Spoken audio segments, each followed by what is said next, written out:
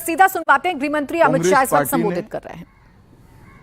मुस्लिम एपीसमेंट के लिए वंदे मातरम के 2 टुकड़े कर देश के विभाजन की नींव डाली थी और वहीं से 2 राष्ट्र के सिद्धांत को ताकत मिली थी और अंततोगत्वा देश का विभाजन हुआ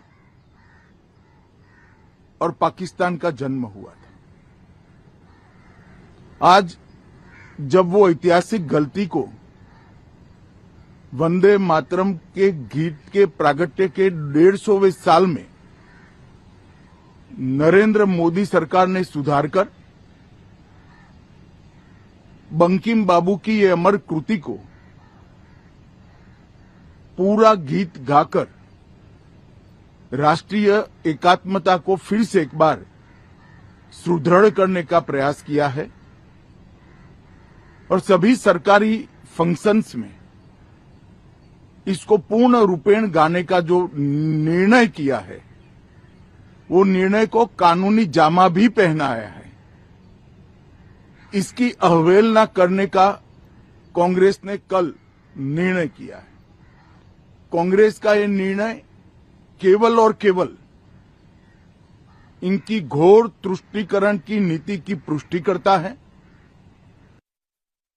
वोट बैंक के तुष्टीकरण के लिए उन्होंने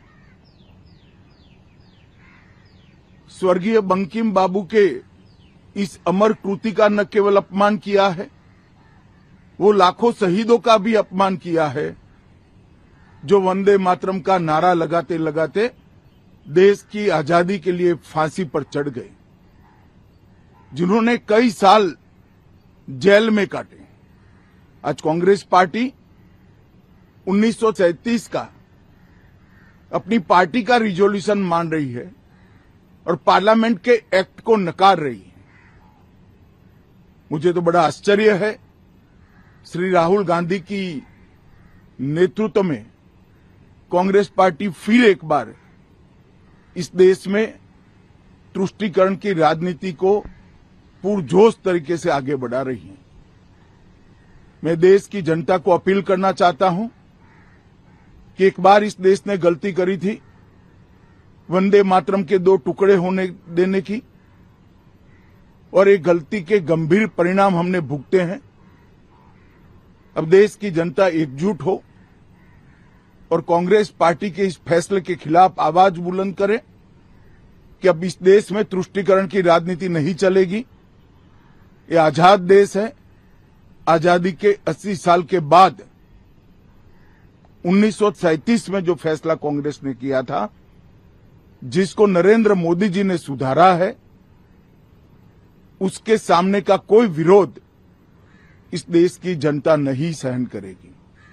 भारतीय जनता पार्टी कांग्रेस पार्टी के इस फैसले की कड़ी निंदा करती है और हम इसका जनता के बीच में और विधायी सदनों में भी पुरजोश विरोध करेंगे।